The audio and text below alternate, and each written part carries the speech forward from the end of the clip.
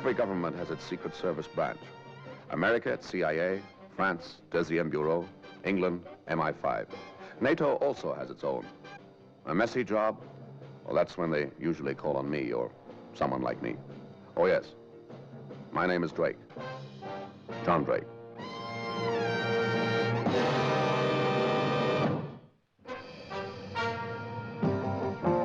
I can clearly remember the very first time I experienced a real, genuine surprise. It was when I learned that storks bring only storks. Now, since then, I've been surprised, but not as much, until this morning. I had a call from the Baravian embassy asking me if I'd come at once to see them.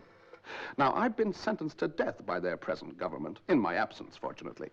Technically speaking, of course, the Baravian embassy is on Baravian soil, but they were hardly likely to execute me there and then on a Wednesday morning in a respectable London square, so curiosity got the better of me. I was even more surprised when I was ushered into the office of my old enemy, Miguel Torres, spy, undercover agent, provocateur, freelance saboteur. My old friend, John Drake. Why aren't you dead? Have a cigarette. Thank you. What do you think, huh? Of what? Of me, Miguel Torres, now the legitimate representative of a legitimate government. Everything legitimate. Come now, we do not carry torches or banners, you or I. We do a day's work for a day's pay, and if we find ourselves on the opposite sides of the fence, what harm? We are professionals, mechanics. When the job is over, there is no hard feelings, huh? What's on your mind? Our President Gomez and his wife arrived in this country last night. Oh, yes, I do scan a newspaper occasionally. Top-level trade talks, very good publicity angle, too. The lovers, where my husband goes, I go. My country and Maria are my life. It's all very touching. I did a good job, yes. But it is all true. They are very dependent upon one another. So? Nothing must happen to either of them while they are in London. This is why I have sent for you. Why me? I was told to get the best. Your dear old pal. Right. I want you with your quick eyes watching, and your big ears listening, and your animal sense of danger. And the real reason? We are expecting trouble from your friends. Be a little more explicit, please. Come now, Drake. This is Mike Torres, remember? And remember 2 years ago, the uprising in Moravia? Who was it helped the leaders to escape, huh? Who was it found them refuge here in London? Who knows where they are and is trusted by them? You! That is why I must have your help. What made you think I'd help you? For $10,000 and expenses, 20,000. No. Double if you stop an attempt. Triple if you stop a bullet. No. I wouldn't like to take your government's money. But I'll take the job, for one reason only. As you say, I know many Baravian exiles in this country. To them, the mere existence of your President Pablo Gomez is an offense and extreme provocation. They've got every reason for wanting to kill him. But they're my friends, and I wouldn't like them to get into that sort of trouble. He's not worth it. But you will help me. Yes, I'll Come. Thank you.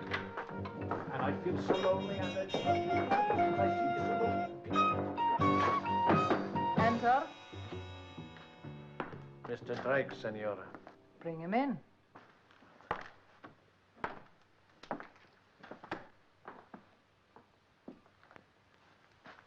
He looks dependable.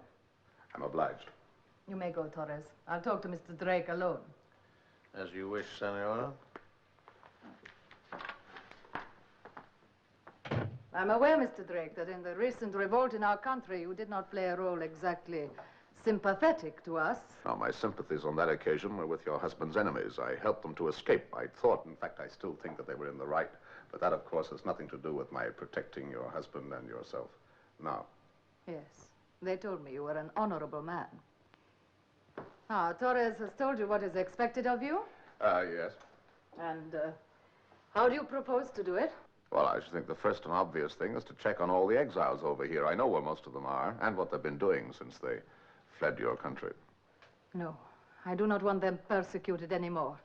Leave them alone. Do you usually hire experts and then do the job yourself? Let me put it this way, Mr. Drake. The revolt failed. The leaders lost homes, their wealth, everything. Now they are exiles, trying to make a new life in a strange country. We do not wish to be vindictive. Well, admirable sentiments, but then, of course, you can afford to be forgiving. Nevertheless, I should still like to check on them, should I find it necessary. Very well, Mr. Drake. If you say so. I should like you to report to Mr. Torres at least once every day. No, not to Mr. Torres, either to you or to your husband. Oh? Have you something against Mr. Torres? No, that's hardly the point. Then what is? It's just that I've decided to be responsible only to you. As you wish, Mr. Drake. You'll be hearing from me. Goodbye.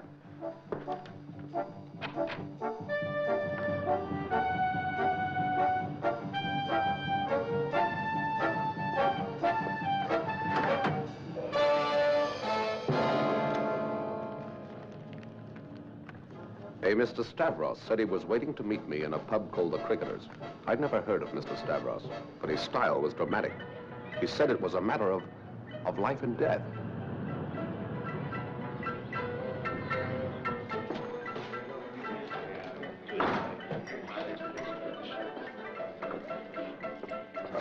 Beer, please. Yes, sir.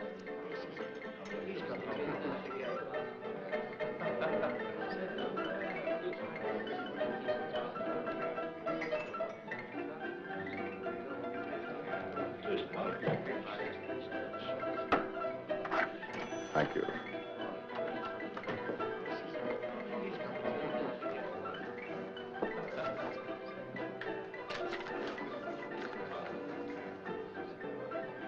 I now drink beer with you, sir. Another beer, please. Thank you. You write this note. Perhaps.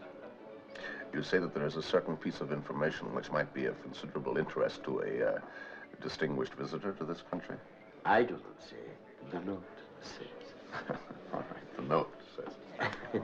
It is nice. I think I first tell you a little about myself, a little background, yes? Yes, go ahead. I'm a solitary man. My own little room, my own bed. There's only me and my cat living together quietly with love and peace. My little cat. Her name is Samuel. I thought it amusing to give a little boy's name to my little girl cat. You find it amusing? You agree? Yes, I agree. Very amusing. Samuel, she has her amusements, yes, and I have my hobbies. Once my hobby was to set fires, commercially, you understand, for a fee, nothing personally, you understand? I understand. Oh, it was a big success, but I grew bored, yeah, dull. Now I have a more interesting hobby. I make bombs. Commercially, for a fee. Nothing personal. Exactly. Oh, that's very interesting, but right now I'm rather overstocked on bombs. Oh, no, you must not treat me like a door-to-door salesman. I'm not trying to sell you a bomb. What are you trying to sell me? A piece of information. Oh, go ahead. Early this morning, I delivered a bomb to a customer.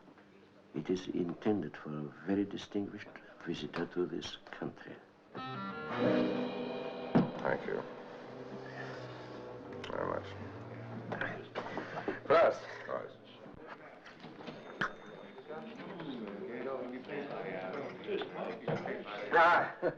About the bomb.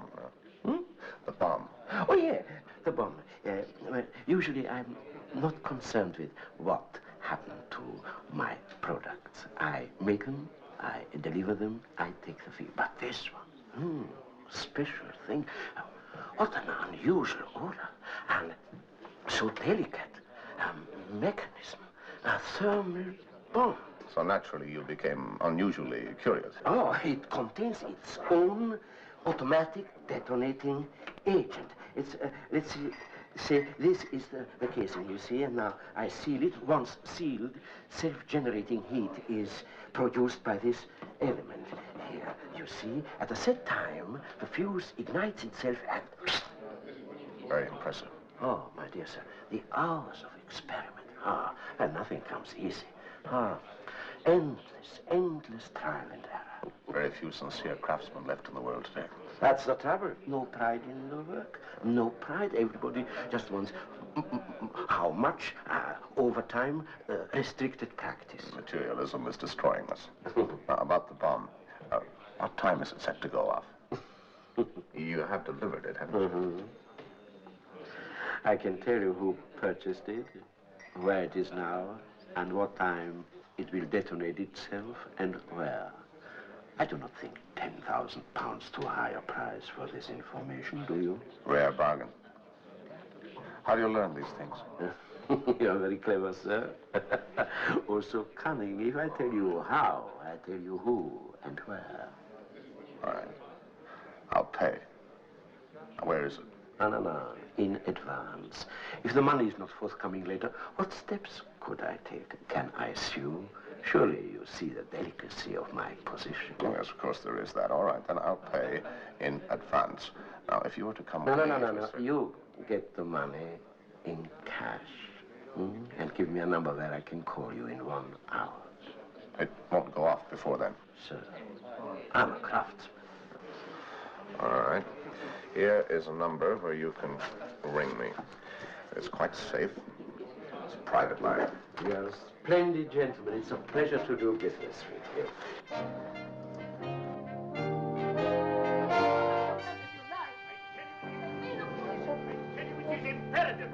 Make a fool of yourself if you like, but do not make me look foolish in public, you hear? And, Oh, Mr. Drake, do come in. I told you about Mr. Drake, dearest. Remember? Yes, of course. Glad to know you, Drake. How do you do, sir? I have a report to make. I will attend to Mr. Drake, darling. I know you have such a lot on your mind. Thank you, my love. That would be most helpful. And now I had to tell her that somewhere in London, a bomb was waiting to keep an appointment with her husband.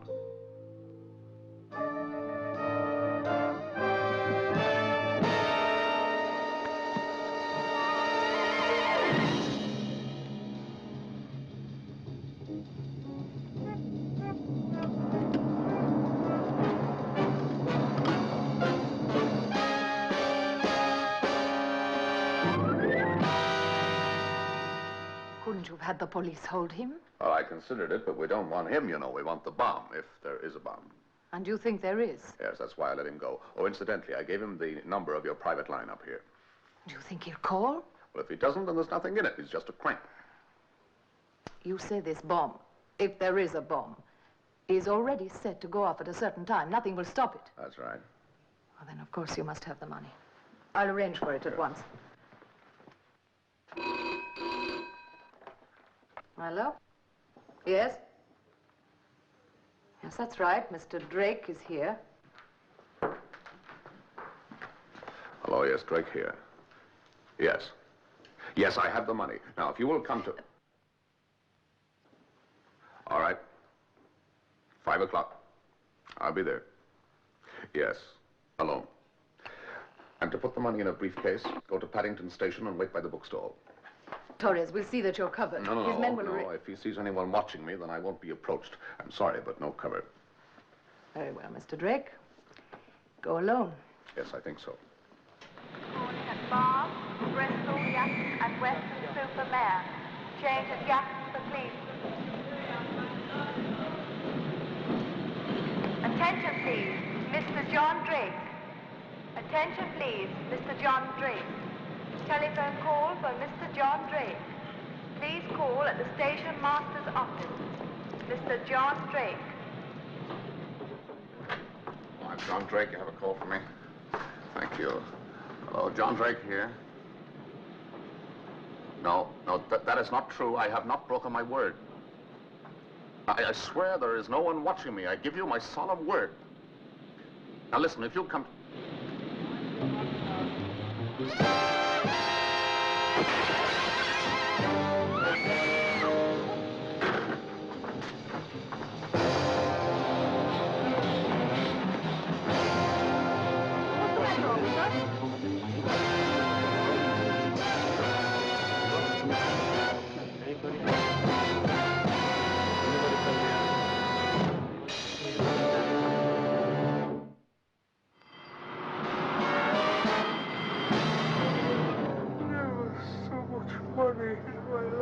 We made a bargain.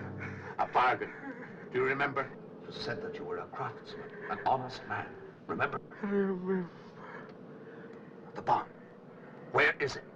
What time does it go off? Tonight, 8:25. Precisely. Tonight? Precisely. 8:25. Precisely. Craftsman. Where is it? Where? It's...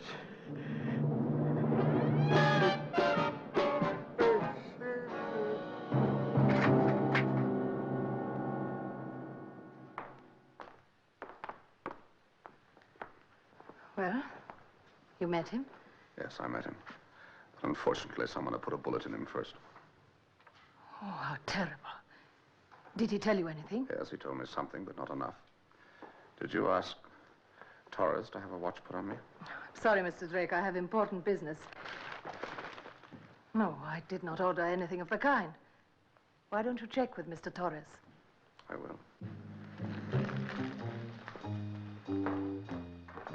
I promise you, my friend, no one gave orders that you were to be followed to the station.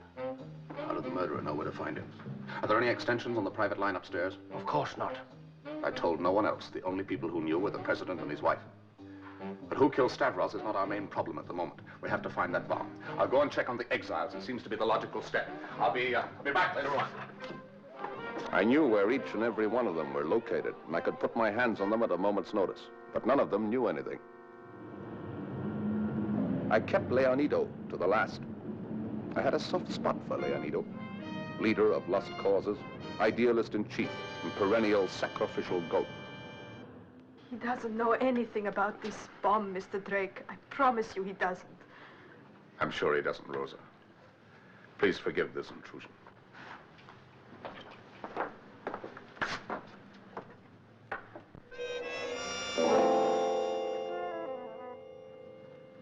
Please, Mr. Drake, don't.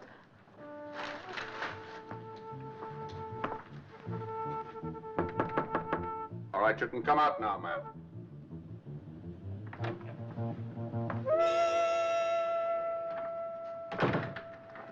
Don't worry about anything, Rosa. I'll take care of it all. And I hope so much the new doctor will be able to help him.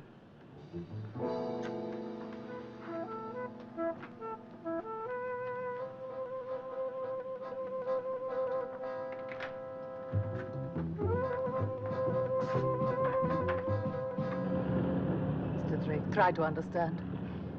A long time ago, when we were both children, Rosa was my friend.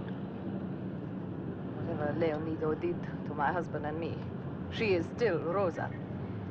Whatever I can do to help her, I will do. Why did you hide from me, ma'am? I was not hiding from you. How was I to know it was you came into the room? It might have been just anyone. What the newspapers would have done with a story like that. You have a point there. You don't believe a word I've said.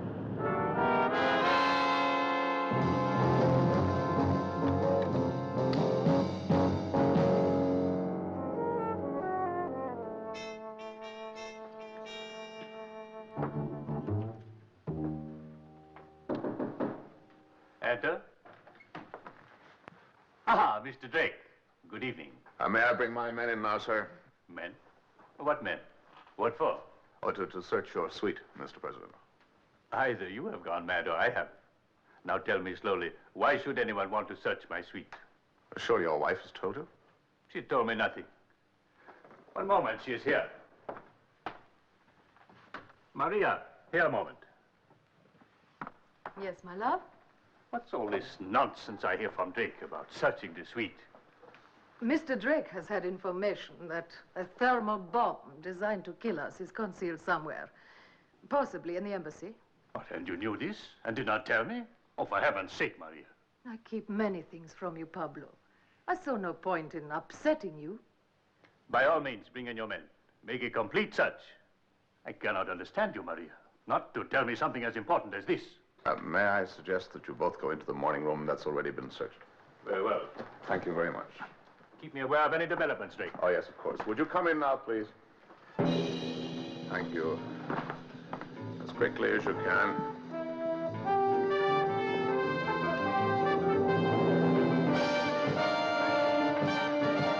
All right, Mike, you can stop packing. The search is completed. There's no bomb in the embassy. We can relax. The president has no further engagements for tonight. Will you have a drink? No, thanks. I better go upstairs and tell him the alarm's over. I think that little fellow of yours was mad, you know. Oh, it's all right. The alarm's over. It's not necessary to leave the building any longer. Good, but we are going out. Oh, excuse me. Huh? I thought you were staying in this evening. It is nothing official. You should have told me. My husband and I are going to the ballet, if you have no objection. When did your husband make this arrangement? I made the arrangement. When? I should like to know, please. The day we arrived, if you must know. Who else knows of it? Just my husband and myself. Now, we really must go. It would not do to be late. I shall have to come with you, I'm afraid. If you insist. The thing was, which of the great lovers has had enough of the other? One of them for sure, but which? One of them was going to have a last-minute excuse for not getting in that car. One of them. And I thought I knew which.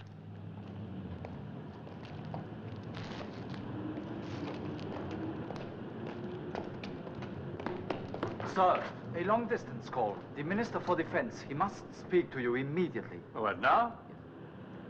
Very well. Sorry, my love. You go on. I will follow.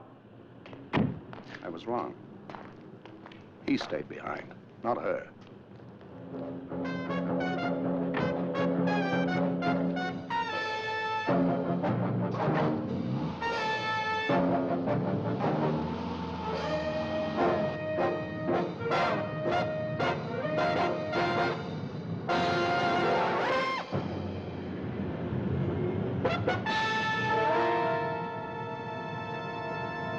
Pull into the left here, please. What is it, Mr. Drake? I'm in a hurry. Afraid you'll have to be patient a moment now. On, please. Go on, quickly. Thank you. Sorry, no time to argue.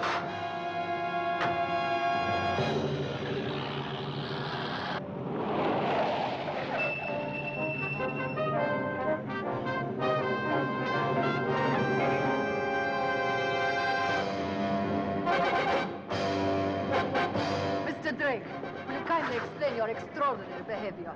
I'm afraid that in 3.5 minutes, your car is going to...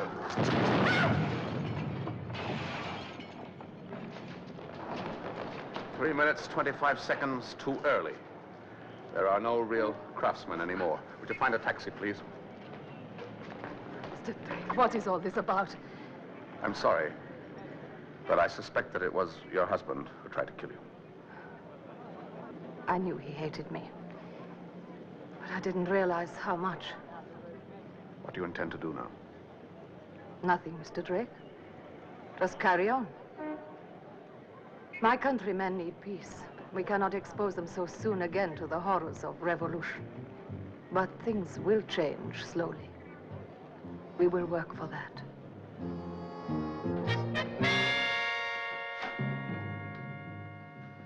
Well, why are you back so soon? I'm afraid I have something very dreadful to report, sir. Yes? Your car has been blown up by a bomb. No. My wife, she was in it. No. Thanks to Mr. Drake, I was not. I think you should know, sir, that I shall be making a full report on this, and if any other accidents were to happen to your wife in the future, I should make quite certain that the world knows all about this one.